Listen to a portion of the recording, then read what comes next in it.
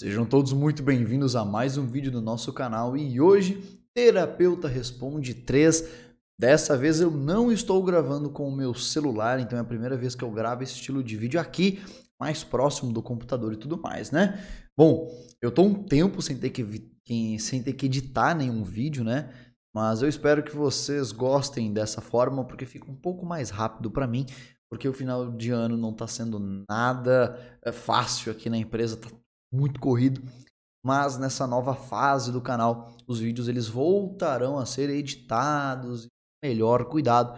Então, eu peço que vocês, pelo amor de Deus, aguardem até eu conseguir reorganizar minha agenda e conseguir dispor de um melhor tempo para vocês. Mas vamos sem demora, vamos então responder a primeira pergunta que foi mandada para nós, que foi a seguinte. Aliás, as perguntas eu pedi ajuda para alguns colegas meus separarem. Eu lembro que no dia que eu abri o post ali o post na comunidade, eu mesmo peguei umas 2 ou 3, mas depois eu deixei na mão de alguns amigos. E eu dei aqui uma breve olhadinha agora nas tantas perguntas que me mandaram e vou tentar responder da melhor maneira possível, tudo bem? Então, vamos lá. A primeira pergunta, então, do senhor Vitor Bank, ou Bank. Mitomania tem cura? Não e sim. Na verdade, não. Um transtorno ele não tem cura, mas, contudo, entretanto, todavia, a mitomania por si só, ela tem tratamento.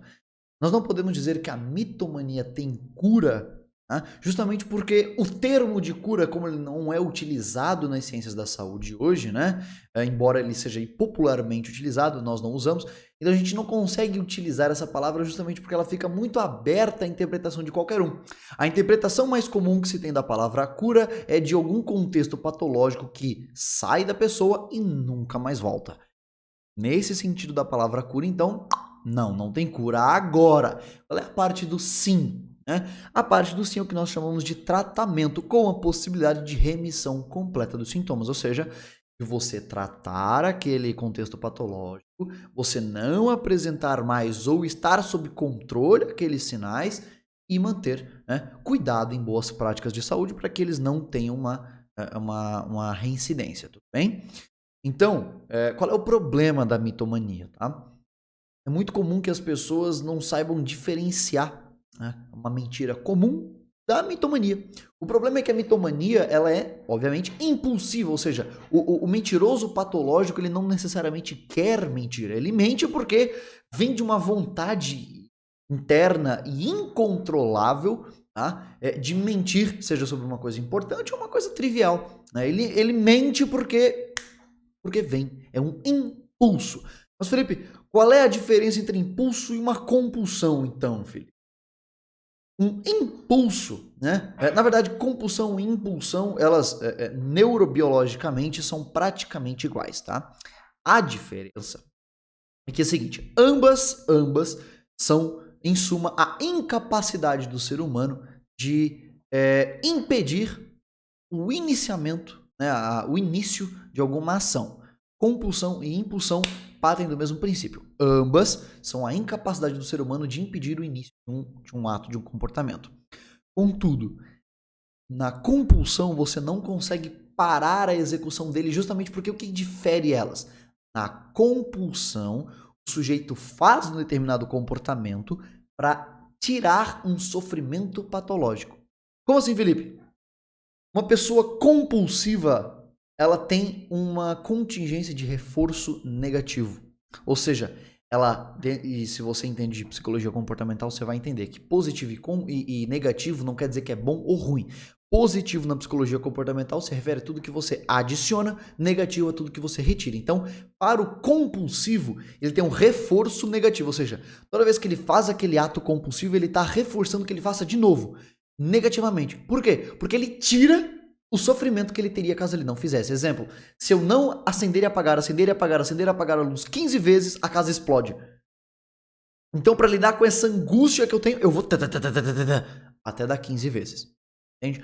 Então, o mitomaníaco, ele mente. Quando ele vê, ele já mentiu. E aí isso vai, a longo prazo, levar uma série de problemas sociais, do próprio sujeito se perder na interpretação das coisas que acontecem na vida dele, porque ele já não sabe mais quando é que ele tá falando a verdade, se a forma como ele vai enxergar as coisas é mesmo como elas são, né? E quando a pessoa ela não procura ajuda, Quando o mitomaníaco ele não procura ajuda, a mitomania ela vai se transformando e dá brecha a se transformar em transtornos mais graves, a desencadear, né, transtornos mais graves. Transtorno de personalidade limítrofe, antissocial, por exemplo, né? Então você tem aí hospitais psiquiátricos como o Hospital Santa Mônica, que tem vários materiaizinhos soltos sobre o tópico, né, que a gente estuda dentro da graduação, é bastante interessante. Mas mitomania, não usamos a palavra cura, tem tratamento, tudo bem? Então vamos continuar aqui. Vamos lá. Rafaela Vieira. Por que algumas pessoas sentem vergonha de coisas que outras não sentem? E por que sentimos vergonha? Essa foi uma das coisas aqui que eu coletei lá no dia, porque é uma pergunta muito interessante. E eu mesmo, Felipe Luiz Souza, eu não tinha uma noção completa de por que o ser humano sente vergonha, né? Então o que eu fiz? Eu fui atrás de literatura, tá? Fui atrás de literatura. Então aqui, ó, na obra, tá? De Sarah David Siqueira, tá? Isso aqui é a dissertação dela de isso daqui é o mestrado dela? Não, peraí. Trabalho de conclusão de curso e especialização em neurociências e suas fronteiras da Universidade Federal de Minas Gerais, como requisito parcial para obtenção do título de especialista em neurociências. Beleza, aqui é o TCC da pós dela, né? Excelente. Então, a pesquisadora aqui estava fazendo a sua pós e a sua obra se chama Neurobiologia das Emoções e sua integração com a cognição em crianças no ambiente escolar. E quem melhor, né, para ser o público-alvo de uma pesquisa sobre vergonha do que jovens? Não é mesmo? Do que crianças, até porque a garota que perguntou tem uma foto de K-pop no perfil. Provavelmente ela tem ali entre seus 10, 15 anos, então suponho que seja a melhor obra para explicar o tema que ela quer. Mas vamos lá, vamos fazer uma breve leitura aqui, ó. Harris afirma que as emoções, Harris, autor em 1996, afirma que as emoções podem ser simples quando projetam expressões faciais facilmente reconhecíveis, como na raiva, medo, alegria e tristeza. Ou podem ser complexas quando não teriam uma figura facial muito óbvia, como culpa, orgulho e vergonha. E tanto as emoções simples como as complexas podem ser do tipo positiva ou negativa. Claro, né, hoje a gente não entende exatamente as emoções sendo uma emoção negativa ou positiva. A gente está falando aqui de um autor de 96. Né? Mas a gente vai entender que todas as emoções partem de algum contexto e toda emoção tem uma utilidade. Né? Por isso que às vezes a gente fala em comportamentos desadaptativos do cérebro, mas toda emoção tem uma função. Tá? A tristeza tem uma função, o nojo tem uma função, a raiva tem função, a alegria tem função. Mas vamos para o segundo tópico em que vergonha é citada na obra. Né? Entretanto, as emoções primárias não são suficientes para representar toda a extensão dos comportamentos emocionais. É importante considerar também as emoções secundárias que desenvolvem a partir das relações sistemáticas entre as categorias de objetos, situações e as emoções primárias. As emoções secundárias são mais complexas e dependem de fatores sociais e culturais. Por exemplo, a culpa e a vergonha são emoções muito dependentes do contexto em que são inseridas, variando muito com a cultura, a experiência prévia e a época a qual o indivíduo pertence. Felipe, vamos aqui, ó. Enquanto nas emoções primárias o sistema límbico exerce um papel atuante, em especial a amígdala cíngulo, no que se diz respeito às emoções secundárias, esse sistema límbico não é o mais eficiente, sendo necessário ampliar a rede neural, incluindo estruturas como córtex pré-frontal e somatosensorial. Ou seja, as emoções primárias, aquelas naturais do ser humano, que nós sentimos, digamos que tais quais animais irracionais, né? Então, a felicidade, tristeza, são coisas que ela vai existir, né? Não é uma coisa que você tenha que aprender a sentir prazer ou a ficar com raiva. Isso você nasce sabendo isso é uma resposta biológica, uma resposta instintiva. Agora, para que você crie sensações, emoções secundárias, emoções que são complexas, você precisa da interação dessas emoções primárias, essas emoções inatas, né, com situações da sua vida. Exemplo, como ele disse, a vergonha. Para você entender o que é o contexto de vergonha, você vai precisar da sua cultura local, das suas experiências de vida, das suas emoções primárias e o que aconteceu e somar tudo isso. Exemplo, uma mãe, um pai ficar abraçado com um filho adolescente aqui no Brasil. Nossa, que vergonha, não sei o que lá. Mas, pô, numa tribo lá na puta que pariu, pode ser um orgulho o garoto sempre andar abraçado com seu pai. esse garoto não vai sentir vergonha. E se ele viesse, então, até o Ocidente, e ele andasse com o pai dele abraçadas, talvez os outros adolescentes olhassem, tipo, meu, o que aquele garoto tá fazendo? Mas para aquele garoto seria super normal. Ele não estaria esboçando vergonha. E outra, como disse no parágrafo anterior, qual expressão facial nos esboça aqui claramente vergonha? Né? Então, a própria emoção secundária, ela por si só não tem uma expressão, uma forma de se definir muito fácil. Ela vai de contexto e de aprendizagem. Então, por que você tem vergonha? Porque você aprende a ter vergonha. Mas vamos lá, olha só isso aqui, ó. Muitas vezes, ao se realizar uma tomada de decisão, há necessidade de uma regulação das emoções para se obter os resultados que tragam mais benefícios ou aqueles que mais se adequam ao esperado pela sociedade.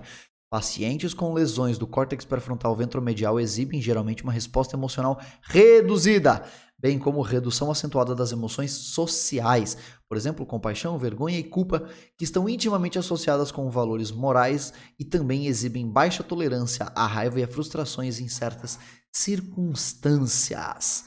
Lembrando o seguinte, o córtex pré-frontal ventromedial está associado à nossa regulação emocional, né?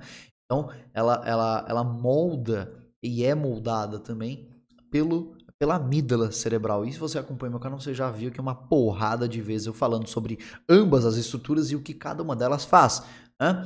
Então, percebam o seguinte, nós entendemos então que a vergonha ela tem um caráter neurológico, cultural e comportamental. Ou seja, você precisa passar por experiências dentro de um contexto cultural para aprender quais situações são ou não são esperadas pela sociedade. E que quando você passa por uma situação que, para a sua perspectiva cultural, dentro da sua faixa etária, étnico-social, você percebe que isso ali não seria muito bem aceito e que talvez fosse vexatório e, portanto, a parte de regulação emocional te inibe daquilo, meio que se faz você se sentir desconfortável, talvez para você evitar essa situação outras vezes.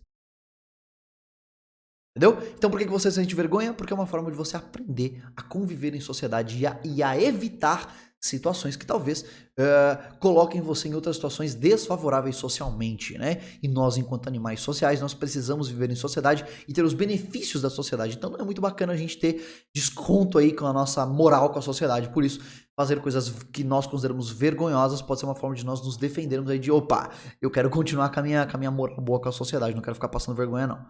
Beleza? Vamos lá. Laranja com espinafre. Olá, Felipe. Olá, laranja com espinafre. Alerta de gatilho para as pessoas mais frágeis. Eu tenho uma dúvida, eu tenho 13 anos e sofri muitos traumas quando era menor. A agressão doméstica pelo meu pai, estupro por parte de tio, quando eu tinha 6 anos, bullying. Enfim, acho que deu para entender. Deu. A questão é que eu tenho uma memória muito ruim, esqueço muito, colocou em caixota, fácil das coisas. Queria saber se você acha, pelo menos uma coisa mais rasa mesmo, se essa questão da memória pode estar relacionada com os meus traumas. Interrogação, interrogação, interrogação, interrogação, interrogação, interrogação, e com toda certeza está atrelada, justamente porque o ASI, o abuso sexual infantil, quando não tratado, que é o que eu suponho que seja o seu caso, uma vez que você tenha 13 anos de idade, relata essas 3 fontes estressoras, né? Agressão física, agressão sexual e agressão prolongada e afastamento social, né? Ou seja, o bullying.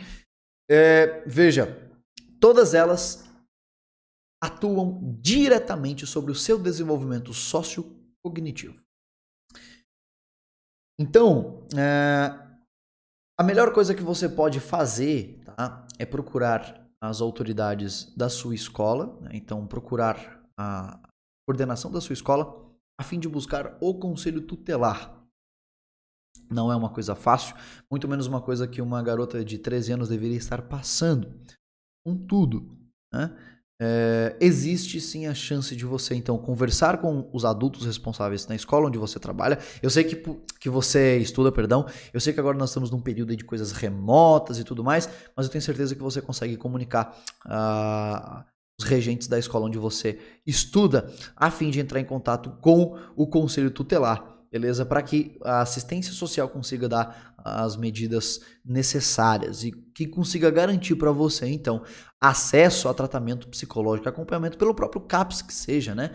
Existe CAPS especificamente para os adolescentes, para as crianças e adolescentes, então o centro de apoio psicossocial seria a melhor maneira, justamente porque sim, abuso sexual infantil, agressão, bullying, quando não tratado, quando não resolvido, atua diretamente na memória, na sua capacidade de desenvolvimento cognitivo, inclusive em redução de QI e tudo mais. Então, a sua inteligência e o seu desenvolvimento enquanto pessoas estão sim sendo prejudicadas pelas situações que não estão sendo resolvidas. Por isso, aconselho que você busque os adultos responsáveis para te ajudar nisso, tudo bem?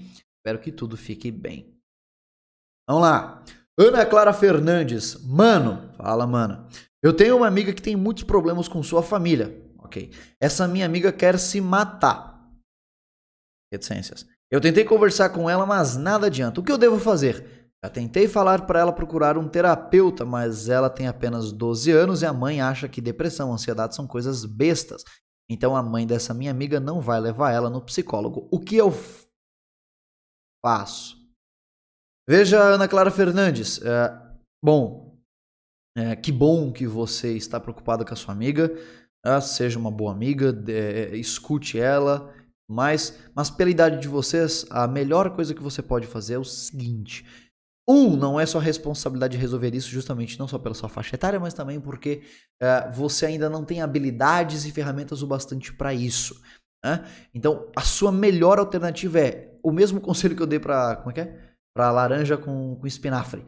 Procure os responsáveis pela escola onde vocês atuam, para que vocês entrem em contato com o conselho tutelar. Se a escola não auxiliar, você mesmo pode ligar para o conselho tutelar e fazer uma denúncia e pedir ajuda de assistência social, beleza? Justamente porque a sua amiga, mesmo tendo 12 anos, 10 anos, 9 ou 1 mês, o SUS, o Sistema Único de Saúde, ele não depende de autorização dos pais para prestar o serviço deles. Portanto, a sua colega ela pode e deve ter auxílio, tá, do SUS para acompanhamento psicológico.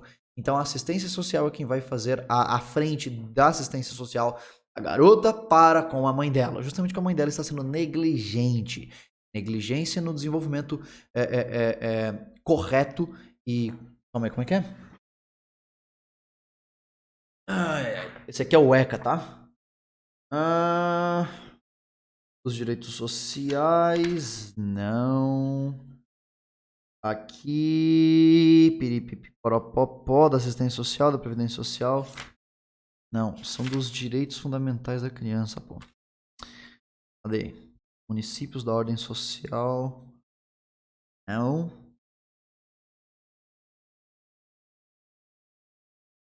Cadê, velho? Nossa. Será que tem...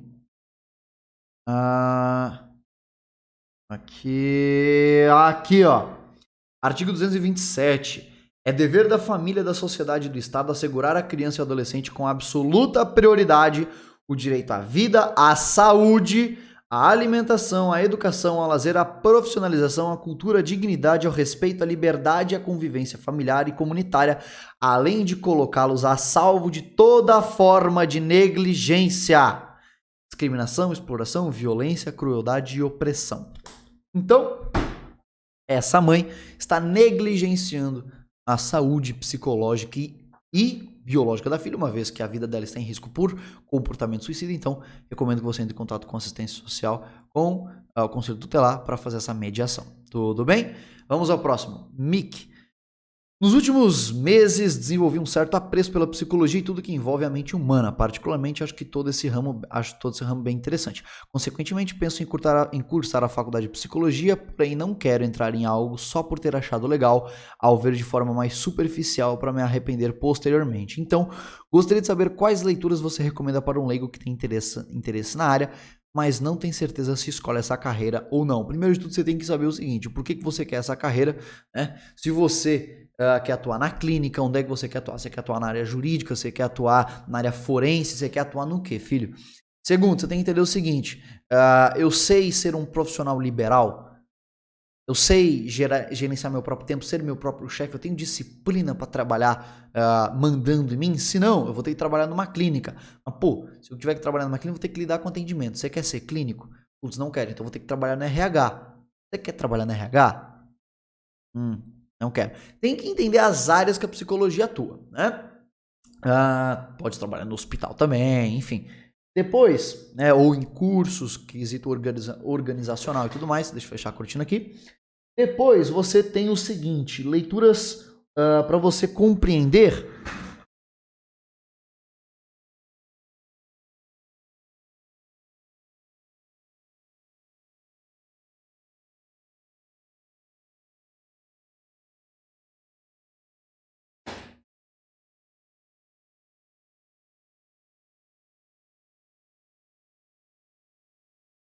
São essas as leituras, então, já que você não quer coisas superficiais, né?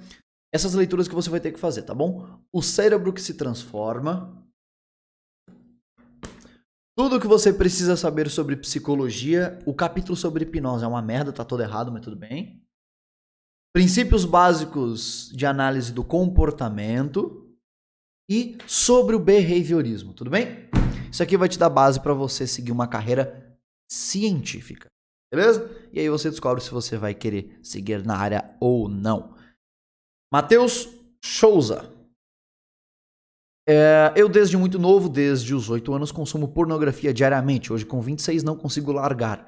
Máximo foi de 55 dias. Isso fez eu escalonar ao longo dos anos as categorias. Categorias diferentes da minha orientação sexual, ok. Eu fiquei tanto louco que cheguei a sair com uma trans, porém vi que não queria. Algo só de fantasiar mesmo. Porém, não consigo parar de ver pornografia e estou indo na psicóloga. Ela me orientou a ir também no psiquiatra. Será que os remédios podem me ajudar em alguma coisa? Eu fico com isso 24 horas na cabeça, achando que minha orientação mudou. Eu ainda amo mulheres, porém tenho dificuldade de chegar no orgasmo. Beleza.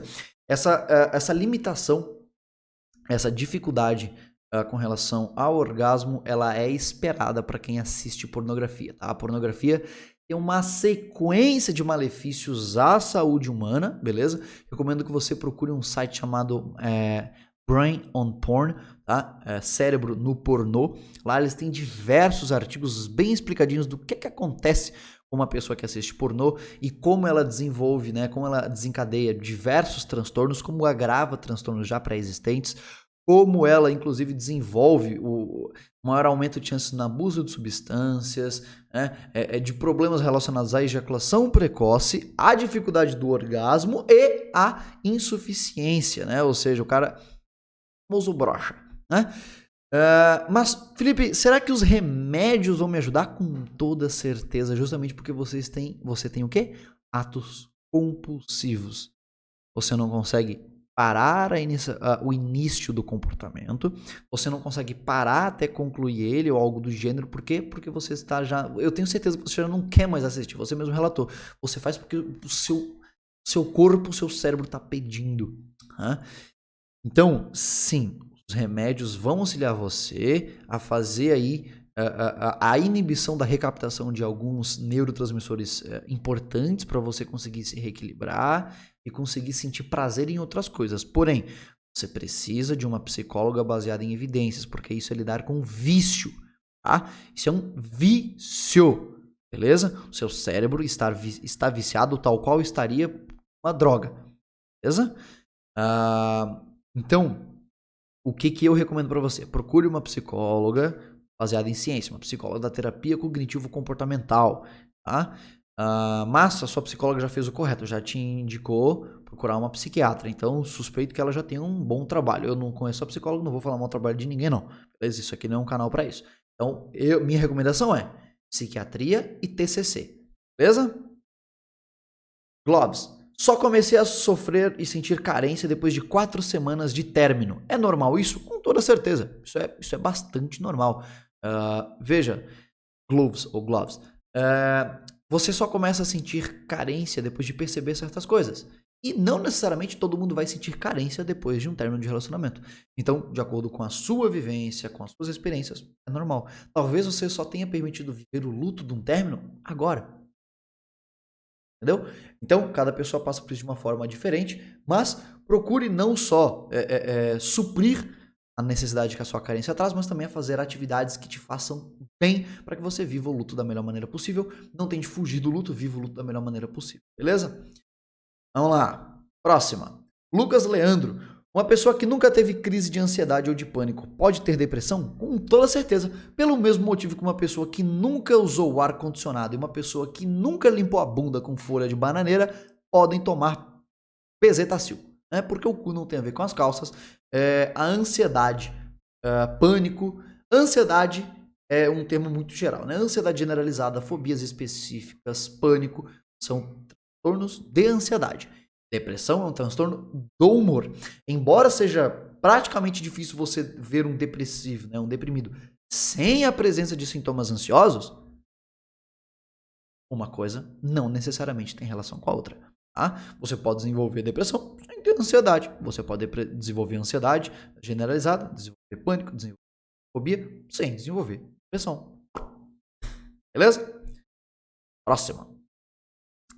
Automutilação, por que acontece, como parar? Essa é a pergunta da Maria Anzoategui. Nome diferente. Vamos lá. A automutilação, ela acontece justamente, pelo menos uma das teorias melhores aceitas, né? É justamente pela liberação de endorfinas. As endorfinas são alguns neurotransmissores que são responsáveis por gerar uma sensação anestésica, tanto psicológica e emotiva, quanto fisiológica. Ou seja, às vezes o sujeito ele está através daquela punição que é o autoflagelo, ele gera através deste uma liberação de endorfinas que vão então fazer ela se sentir bem, né? E vai então vai dar vazão a toda a tensão acumulada do sujeito. Então você tem artigos muito bacanas que tratam, por exemplo, sobre o quesito da automutilação em adolescentes com sintomas borderline e tudo mais. Então, assim, a automutilação, ela acontece justamente, ou melhor, a gente não pode dizer que ela acontece justamente por isso, mas ela é mantida, esse comportamento, tem uma manutenção do comportamento, esse comportamento ele perpetua com a pessoa por conta da liberação de endorfinas, tá bom? Porque naquele momento de sofrimento, a pessoa se punindo através dos cortes, ela consegue liberar uma situação anestésica que por alguns instantes, então, por algum tempo, faz ela se sentir bem, faz ela sentir menos aquele sofrimento, aquele vazio, através de uma leve autodopagem, né, com endorfina. Beleza? Então, a pergunta, né, completa é como parar? Bom, você para procurando ajuda, tá? Você para aprendendo a frontalizar o seu comportamento. Você aprende a deixar o seu córtex pré-frontal modular a sua amígdala, e não a sua amígdala modular o seu córtex pré-frontal. Isso você aprende atrás de treinamento cognitivo. Isso você consegue com o CAPS, né, que é o Centro de Apoio Psicossocial, você consegue com um psicólogo privado. Mas uma pessoa que comete automutilação, ela precisa de apoio, seja gratuito ou privado. Tá bem? Mas essa é a base neurobiológica da automutilação. Qual a vantagem de agir com toxicidade? Porque o ser humano age dessa forma, e eu digo cotidianamente, sem nem perceber que está sendo um pau no negócio. Xingando geral, praticando violência física, sendo babaca e etc. Bom, swing. Todo comportamento tem uma função, tá? Você aprende isso se você ler 2 livrozinhos bem básicos. Princípios básicos da análise do comportamento sobre o behaviorismo. Você vai entender que todo comportamento tem uma função. E se aquele comportamento ele sofre uma manutenção, ou seja, ele está sendo manuseado, ele está sendo administrado por um bom tempo, funciona. Para alguma coisa funciona. Então, por que agir dessa forma? Porque você consegue alguma coisa. Assim como agir com gentileza bem faz você conseguir outras coisas. Eu não consigo te explicar, porque eu não sei de quem você está falando. Talvez você esteja querendo falar de alguma pessoa muito específica na sua vida. Eu não sei as coisas da vida dela. Mas o que eu posso te dizer é, o comportamento dessa pessoa tem uma função e ela ganha alguma coisa com isso. Enquanto ela ganhar, enquanto for útil para o contexto de vida dela, ela vai continuar agindo dessa maneira. É assim que o comportamento humano funciona. Darkness. Faltou um S, tá bom, querido?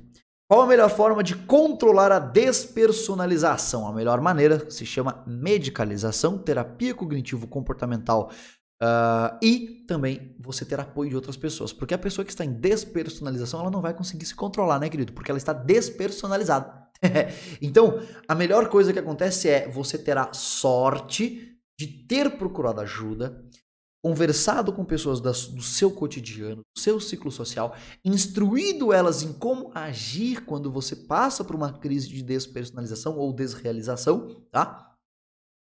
E instruí-las em como agir, né? Ou seja, não deixar ninguém ficar te encostando, deixar você num local seguro, deixar virar, fazer perguntas para você ir voltando a si. Mas a despersonalização literalmente, a medicação, terapia, esperar. Quando a crise acontece, é esperar passar. Mas a melhor coisa que pode acontecer é ter uma pessoa que você instruiu do seu ciclo social a te ajudar nessa situação, a te fazer perguntas. Opa, tudo bem? Você sabe que você é o fulano e que você está no trabalho, né? Você sabe que está tudo bem aqui, não tem nada de mais acontecendo, né? Instruir as pessoas ao seu redor, tudo bem? Inclusive, a gente instrui as pessoas assim quando elas vão lidar, por exemplo, com pessoas que sofrem de pânico. Né? Porque a pessoa no pânico, ela passa por um processo de desrealização. Então é importante as pessoas saberem como administrar isso, fazer perguntas para ela se tocar da própria condição dela, porque às vezes ela tá ali naquele meio daquele pânico, é horroroso, só que ela se vê num lugar que ela sabe que ela talvez conheça, mas o lugar não parece ser real. Então é importante fazer a pessoa ir voltando, ter consciência de caos. Bom dia, Felipe. Se inscreveu meu nome certo. Gostaria de saber por que você não gosta de atender crianças. Eu não gosto de atender crianças por duas razões. Uma, eu não gosto de crianças, a não ser que um dia eu tenha filhos. Eu sou doido para ser pai. Um dos meus maiores sonhos na minha vida é ser pai. Né? Eu quero ter 4 filhos, pelo menos. E quando eu for pai, a missão da minha vida vai ser o melhor pai do mundo. Mas porque serão minha prole, minha criação, meu dever enquanto homem, enquanto cristão, criar bons filhos. Porém, a criança dos outros, não. Então, não gosto de criança. Segundo, atendimento infantil requer conhecimento técnico profissional específico. Você tem ferramentas para lidar, né, como a gente chama de a hora do brincar, né, na psicologia com a criança e tudo mais. E eu não sou adequado para atender criança. Eu já atendi criança, tive alguns bons resultados. Nenhum dos casos que eu atendi criança teve um melhor resultado que poderia ter, porque eu não sou adequado para isso. E eu sei me colocar no meu lugar, eu falei, não atendo mais criança. Ponto, acabou, paro por aqui. Mas teve uma vez que eu tava precisando de grana, e aí eu voltei a atender criança, falei, não, esse mês que vem eu vou voltar a atender criança. E aí, cara, o meu despreparo foi visto aí, né? Eu voltei a atender criança e tal, e, cara, eu tava puto empolgado. Nossa, vou voltar a atender a criança hoje, meu Deus, não sei o que lá. Porque pais sempre me mandam mensagem perguntando se eu atendo criança ou não. E aí, cara, chega o pai e a mãe com a criança lá e a criança queria tratar compulsão alimentar. Criança obesa. E eu tinha esquecido de olhar a mensagem da secretária, da minha amiga que me auxiliava, que eu tinha uma colega que eu pagava para ela me auxiliar, agendar coisas e tudo mais. E eu esqueci de olhar o que ela ia fazer lá. E eu tinha deixado uma cestinha toda preparadinha para os pais e para a criança, né, com docinhos, várias coisas. Mano, a criança me chega, velho. Criança obesa, é aquele chocolate em cima da mesa, assim, ó. Eu não sabia onde enfiar a minha cara. Isso é despreparo para atender criança. Isso é despreparo. Então, eu dei uma engambelada ali de que a minha namorada tinha ido lá na clínica me levar aquilo lá porque eu não tinha almoçado ainda. E eu ia almoçar o quê? Chocolate? Porra, brincadeira, né? Não tô falando da minha namorada agora. Isso aí aconteceu tem um tempão, tá? Uma ex-parceira que eu tive. Mas, cara, aquele dia foi foda. Mas o atendimento dessa criança foi muito bacana. Foi uma criança que teve bons resultados. E depois da sessão ela sempre ficava jogando. Ela ficava esperando os pais voltarem, né? Pra buscar ela lá na clínica. Aí eu deixava ela no meu PC jogando Spore. Sabe aquele joguinho de evolução lá? Bem massa, bem massa. Enfim, mas eu não atendo crianças. E tá aqui uma dica, tá? Pais, não levem seus filhos a fazer hipnoterapia infantil. A não ser que o hipnoterapeuta seja um psicólogo especialista em atendimento infantil. Beleza? Vamos continuar aqui. Betina Preto. Quando você sente apenas um vazio e apenas isso, você não está triste, mas também não está feliz. É difícil para você sentir emoções como euforia ou motivação. Você sente que algo falta, então tenta preencher esse vazio com algo. Pode funcionar por um tempo, mas depois tudo volta ao começo. Você apenas vive, você perde interesse nas coisas e também é difícil algo te interessar. Você tenta achar outra para se interessar, assim de novo, mas esse vazio sempre está lá apenas existindo. O que você acha que pode ser isso? Tem acontecido comigo há um tempo. Bom, eu não sei exatamente quanto é um tempo para você, mas eu procuraria um psicólogo para fazer uma avaliação psicológica, porque a perda de interesse em atividades que antes eram prazerosas é um sintoma muito comum quando a gente vê o desenvolvimento de um transtorno depressivo. A gente vê dentro da psicologia, dentro da psicopatologia, né, do estudo das patologias psicológicas, das patologias mentais, a gente vê o sentimento de falta de sentimento, o embotamento, né, e outras alterações nas emoções. E você tem diversos filmes que tratam sobre o tópico, né, de personagens que literalmente ao longo do... Eu não lembro o nome agora, mas tem um filme em que o cara, ele literalmente, ao longo do filme, ele vai desenvolvendo embotamento. Ou seja, ele vai tendo dificuldades de expressar emoções, e as emoções vão sumindo. E no final, ele recebe uma notícia bombástica, horrorosa, de triste, de depreciativa. E a cara dele, as expressões dele são igual o da Bella em Crepúsculo. É a mesma expressão facial para tudo. Para tristeza, para felicidade, para raiva, para angústia, para tudo. Né? Então, é normal, ou melhor, né, não é normal, mas existe sim isso, tá, do ser humano ficar sem conseguir esboçar as emoções e até mesmo senti-las. Inclusive, você tem pessoas que passam por um sentimento semelhante quando tomam fluoxetina. A fluoxetina gira em cima diretamente da sua modulação e percepção das emoções, mas não muda em cima dos seus valores de crenças. Eu falei disso com o meu vídeo com a Gabriele, aquela minha colega de psicologia, e a gente falou sobre a fluoxetina. Eu falei também, acho que com o Dr. Legal, eu acho, e a fluoxetina, o cara, ele se acha um merda. Né? E quando ele não tá sob efeito da droga, ele fala, eu sou um merda, a vida é uma merda, tá tudo horrível. Aí ele toma fluoxetina, né, a famosa pomba da felicidade, a droga da felicidade. Ele toma e fica, tá tudo legal. Eu sou um merda, mas tá tudo bem. Eu sou um merda, mas é isso. Entende? Não mudou o sistema de crenças da pessoa, mas ela não consegue sentir aquilo lá, ela fica zen, ela fica estável, por assim dizer, né? Então, o que pode estar acontecendo com você? Não tenho como te dar certeza, justamente porque você não é meu paciente, eu não te conheço, eu não sei de uma porrada de coisas que eu precisaria saber e te perguntar para conseguir falar sobre isso. Mas, entretanto, todavia, procure um psicólogo para fazer uma avaliação e poder contar especificamente a sua rotina para ele, acontecimentos, e ele vai poder te dar uma resposta de verdade, tá? Mas acontece às vezes do ser humano em determinadas condições psicopatológicas, tá? Dela não conseguir sentir certas coisas. Mas no seu caso, você precisa, Betina, começar a pegar luz do sol, tá? Ficar aí pelo menos 1 hora por dia, 2 horas por dia em ambiente que tenha pelo menos 3 a 4 mil lux, ou seja, lux, unidade de medida de claridade. Então baixe no seu celular, existem aplicativos, tá? Como Light Matter, que é esse daqui, ó. Bem. Opa. Vamos, filho. Que coisa. Aqui, ó. Esses dois do final aqui, ó. Light Matter, tá? Medidor de luz. E fique em ambientes que tenham 2, 3 mil lux, tá? Para que o seu cérebro consiga diferenciar quando é dia e quando é noite. Isso vai ajudar você a dormir melhor. Regule o seu sono. E isso por si só. E alimentação também, exercícios físicos, mesmo que você faça com má vontade, faça no princípio. Isso por si só já vai dar uma grande ajuda. Mas procure uma avaliação psicológica. Tava tentando não arrotar aqui, acho que vocês perceberam, né? Thalisson Henrique, por que alguns profissionais falam que não é bom a gente saber sobre o transtorno que tem? Sendo que quando fui diagnosticado com transtorno de personalidade limítrofe, me senti aliviado. E isso foi um alívio para mim. Parei de achar que eu era uma péssima pessoa e que tudo era culpa minha. Já discuti muito com a minha psicóloga. Estudo psicologia em casa, a gente debate sobre algumas coisas. Isso... Ih, rapaz, tiraram o print aqui com a parada com ler mais, né? Mas eu entendi a pergunta do Thalisson. Por que muitos psicólogos falam que não é bom dar o diagnóstico para o paciente, né? Cara, por falta de conhecimento técnico e inaptidão.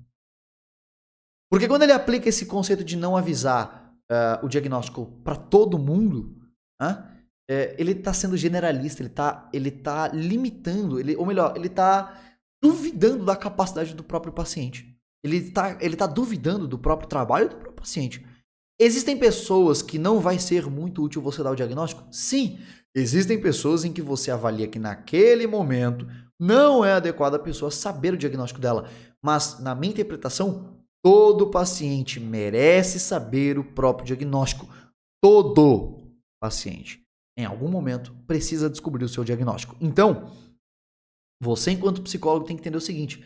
Cara, a pessoa ela chega desesperada. Às vezes ela tá literalmente, como o Thales falou, achando que sou louco, achando que eu sou maluco, que só eu tenho isso no mundo.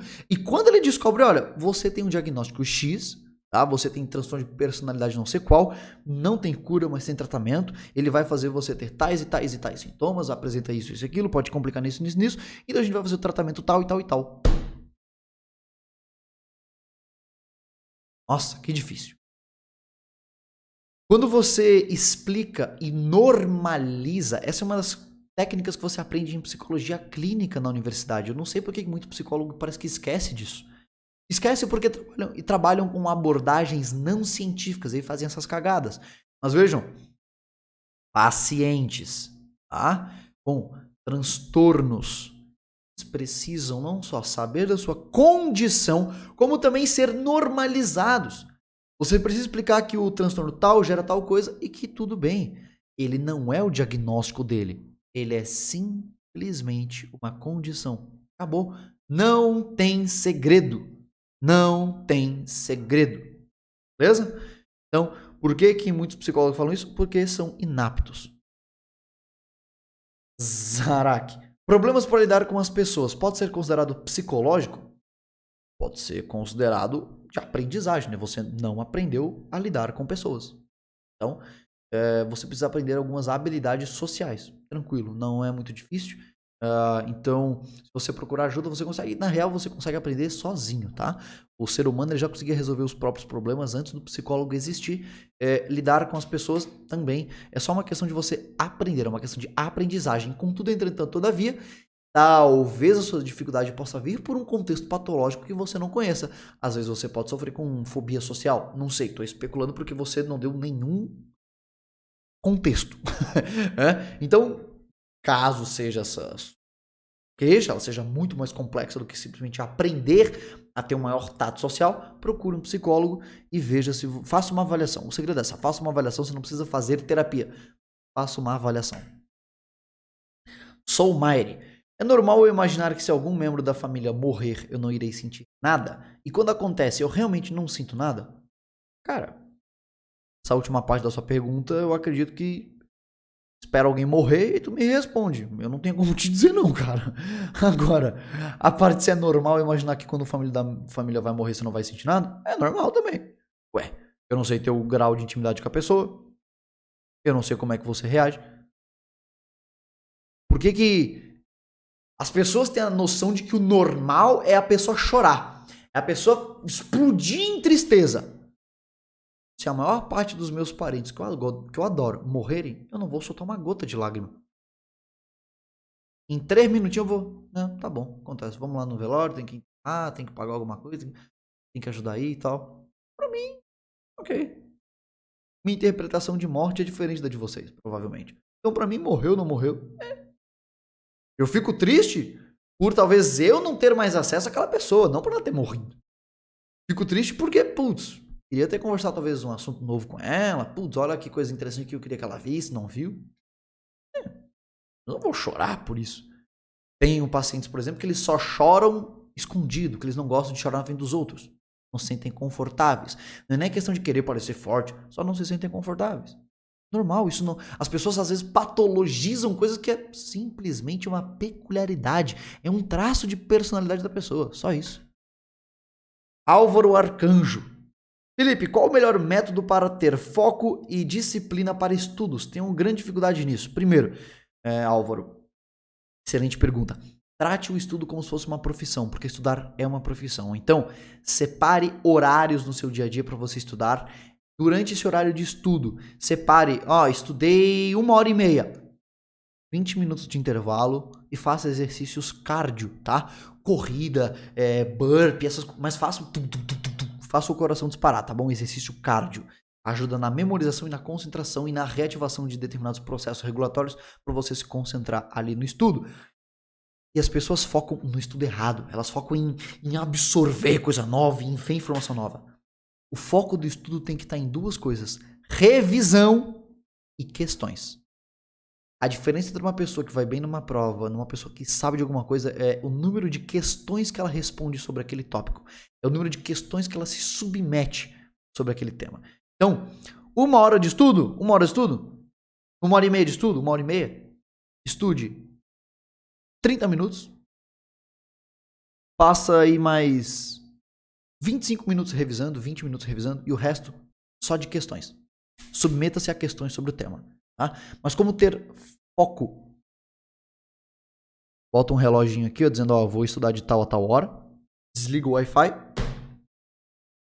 Durma bem, coma bem e faça exercício regularmente. Isso por si só já vai te ajudar a ter foco e disciplina. Segunda coisa, tenha um motivo pelo qual você está estudando. Por que você está estudando? Para tirar uma nota boa. Foda-se, isso aí não é motivo nem de perto para o seu cérebro te dar uma real motivação para você estudar. Saiba o porquê no fundo que você está estudando. Eu quero ser médico. Também não é muita coisa. Eu quero ser médico para quê? Eu quero trabalhar com o quê? Quem eu quero ajudar? Qual o objetivo do meu sonho? E assim por diante, entendeu? Karen Oliveira, você tem algum conhecimento ou experiência sobre pessoas altamente sensíveis? Altamente sensíveis ao quê? Provavelmente você está se referindo a pessoas sensíveis, seriam muito sensíveis emotivamente, de qualquer palavrinha grossa já deixarem elas assim. Bom, se for nesse sentido, novamente é uma questão de aprendizagem ao longo da vida. Elas aprenderam ao longo da vida, elas tiveram situações ao longo da vida inteira delas que permitiu que elas fossem sensíveis. Né? Então, às vezes, a forma como elas foram educadas, a forma como elas foram aliviadas de terem que lidar com certas coisas, ou seja, foram excluídas. Às vezes, os pais facilitaram, né? Não, você não precisa fazer esse tipo de coisa aqui não, filha, deixa que a gente faz por você, coisa e tal. Há aquelas pessoas que ao longo da vida não escutam não escutam, não têm, sério, alguns problemas e traumas em pequenas dosagens. Essas pessoas, de fato, não desenvolvem muita resiliência, tá? Mas, de novo, falta um contexto para eu poder te explicar. Mas uma pessoa que é altamente sensível, o que está acontecendo com ela?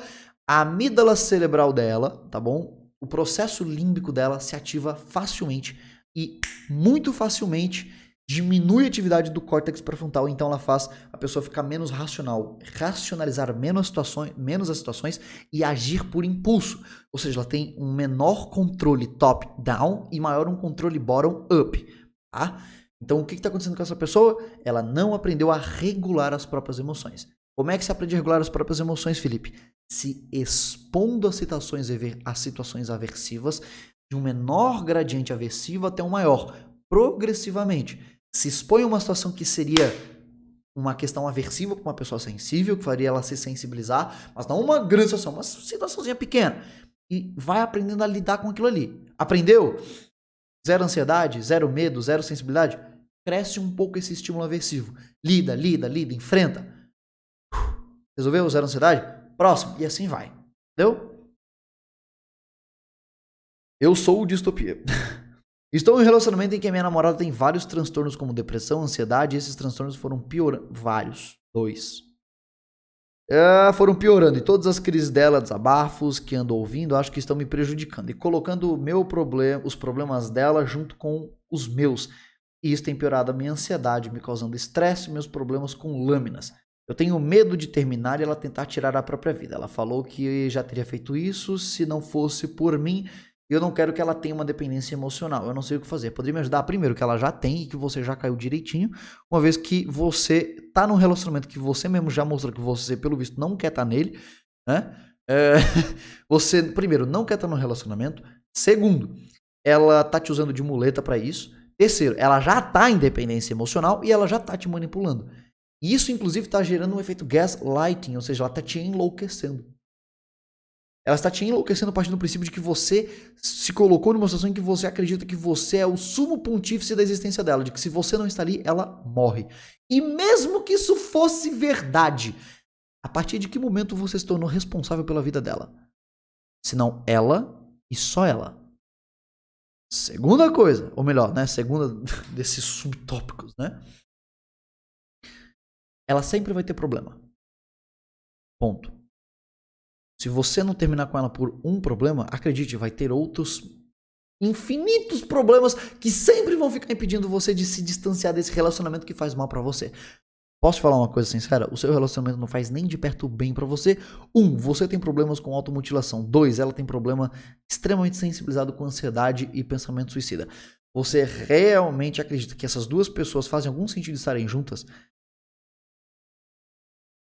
Esse relacionamento é tipo um barril de pólvora e um isqueiro aceso. O melhor para ambos é afastem, procurem ajuda profissional, se ajudem, procurem ajuda e resolvam. E aí sim vocês podem, lá na frente, depois disso, pensar em procurar um relacionamento. O problema é que muitas pessoas procuram um relacionamento como se os relacionamentos fossem a melhor coisa do mundo e como se os relacionamentos resolvessem problemas. Relacionamento não é feito para resolver problema. Relacionamento não é feito para um ajudar o outro com um problema. Não é relacionamento. Não é relacionamento.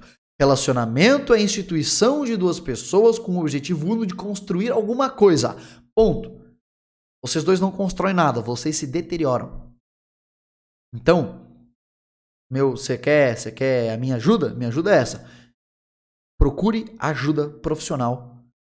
Entenda que você não tem responsabilidade pela ação da outra pessoa e que esse relacionamento não está te fazendo nem um pouco bem. E que o melhor que você pode fazer é se afastar e procurar ajuda e deixar que ela tome as responsabilidades pelas ações dela. Próximo. O que você acha de uma pessoa que não tem muito... Como é que é? O que você diria para uma pessoa que tem muito receio em confiar nos outros? Estou com esse problema, não consigo confiar nas pessoas, principalmente em relacionamento. Sinto que as pessoas só estão me usando para sucumbir a uma carência ou só está comigo para interesses sexuais. Eu diria que você está com um delírio. Não exatamente um delírio, né? Você não está dentro de um contexto psicopatológico necessariamente, mas tem, pelo discurso você está com uma ideia delirante, tá? Então, assim, parece muito as síndromes persecutórias, né? Aquela galera que acredita que as pessoas estão perseguindo ela, que as pessoas estão julgando elas, as pessoas que querem o mal delas, as pessoas que estão querendo envenenar elas. E aí eu começo a colocar o primeiro questionamento, né? Se você acha que as pessoas só querem o seu mal, se você acha que não tem como você confiar nos outros, do que adianta a minha dica? Bom, se você consegue confiar no que eu vou te falar, você consegue confiar em outras pessoas também. Então faz o seguinte, procura uma ajuda psicológica, porque uma ideia delirante, ela precisa de atenção, beleza? Então, procura um psicólogo, procura ver. Eu não tenho como dizer, não, é uma ideia delirante de certeza, é um delírio. Não sei, eu não te conheço, não sei as suas especificações. Dar uma coisa tão profunda assim, não tem como. A única coisa que eu tenho como te dizer é o seguinte, você precisa dar atenção à sua própria autoestima, à sua visão de pessoa, de mundo e à visão dos outros, tá? Então procura uma avaliação aí.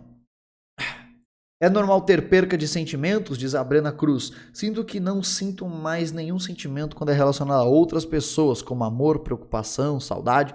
Eu não sei dizer o que sinto pelas pessoas ou se sinto algo. Bom, novamente a gente está falando de uma perda de sentimento, o sentimento de perda de sentimento, o sentimento da falta de sentimento. É normal? Óbvio que não, senão você não estaria me perguntando, né? Então, não é normal. Felipe, o que eu faço para lidar com isso? A melhor escolha, eu não tenho que dizer qual é, você já sabe qual é, que é procurar terapia. A segunda melhor escolha é você começar a se questionar o seguinte: o que exatamente eu entendo enquanto preocupação, amor, saudade? Eu não sinto esse sentimento com ninguém, Felipe. Será? Ninguém mesmo. Certeza, se questione. Existe alguma pessoa que você sinta apreço? Tem. Beleza. Por quê? O que faz você sentir apreço por essa pessoa?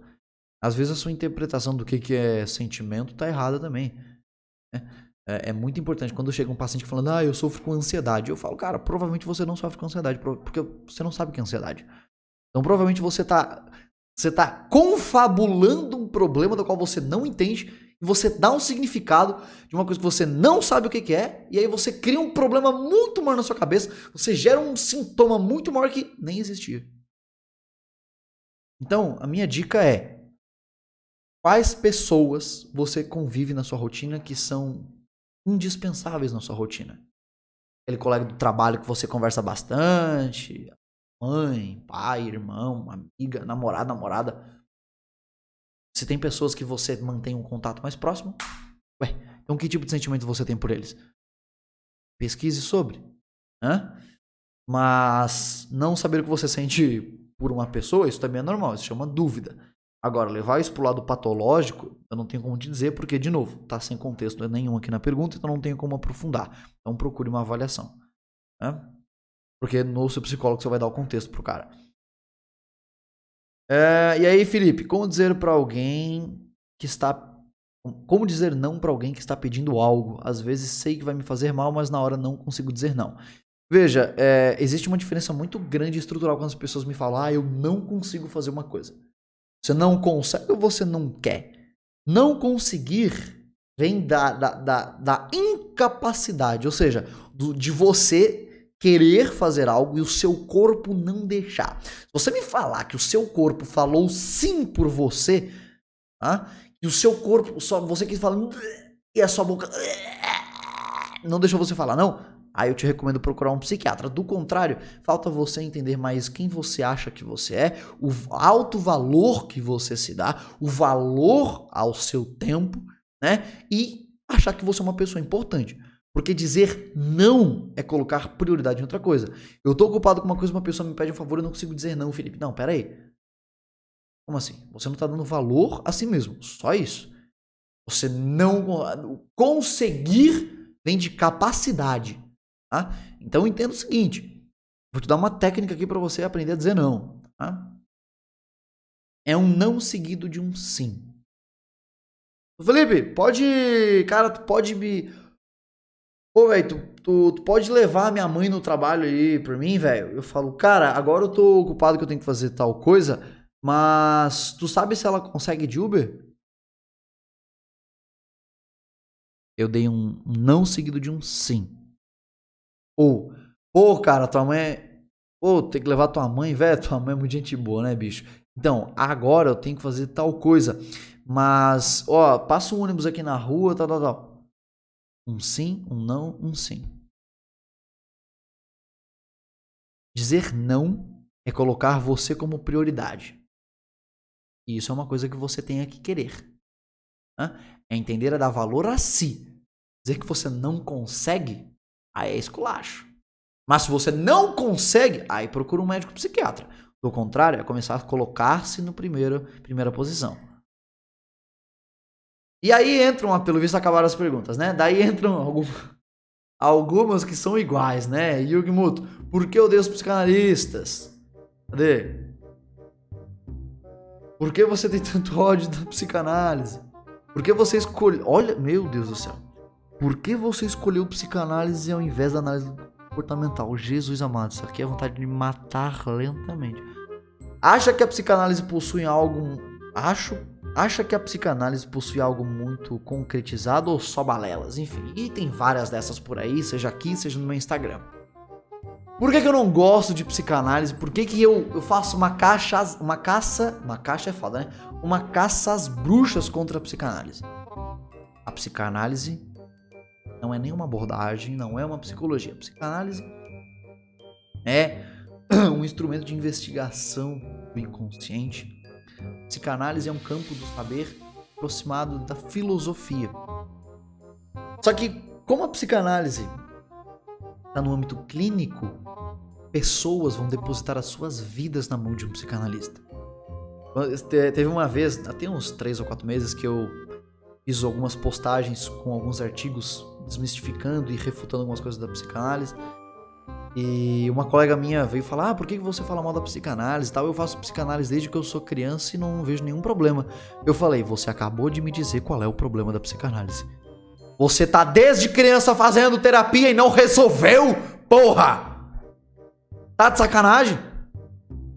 Mano, pelo amor de Deus. Ah, Felipe, mas é um campo do saber diferente, é filosófico. Ah, não tem crivo científico, mas ela tem ideias e questionamentos para nós mesmos que são muito importantes. Ué, Como é que um questionamento pode ser importante se ele está baseado numa teoria errada? Os pilares da psicanálise não se sustentam ao crivo da neurociência, ao crivo científico. Cara, vamos lá, o complexo de Édipo. Irmão, o complexo de Édipo, Crews 2017, Crews et al. 2017 já mostra as regiões neurológicas relacionadas à excitação, elas só vão ficar prontas aos 4 anos de idade. A teoria do Freud, a teoria psicanalítica já cai por terra aí. Tem uma porrada, eu recomendo que vocês leiam, tem um livro chamado O Livro Negro da Psicanálise.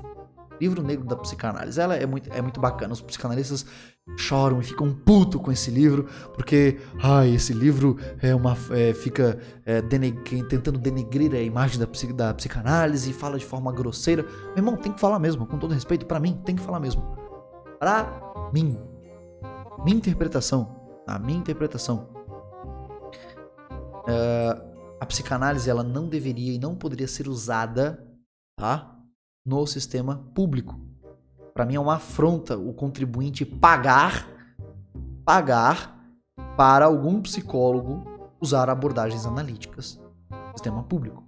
Existem 3 países no mundo onde a psicanálise ainda é muito influente, infelizmente: Argentina, França e Brasil. É a tríplice entente da psicanálise. No restante do mundo, onde a psicologia é levada a sério, a psicanálise ela é vista como um contexto histórico. É importante, ela tem uma importância histórica indiscutível. Agora, enquanto abordagem, enquanto forma de lidar com o sofrimento do ser humano, as novas abordagens são mais eficazes. Ponto. Acabou. Você já tem referência, tá, de meta-análises. 1952. Minto. 1952, Hans Eysenck, mostrando que fazer psicanálise tem uma efetividade similar a você simplesmente deixar o tempo de 2 anos passar. Ou seja, fazer terapia psicanalítica vale tanto quanto deixar o tempo passar. Então, a mim e pelo Souza,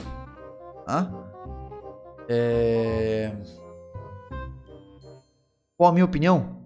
Minha opinião, eu acho um absurdo a graduação em psicologia ter a matéria de psicanálise. Eu acho um desperdício de tempo, de dinheiro e uma afronta à saúde pública. Basicamente é isso.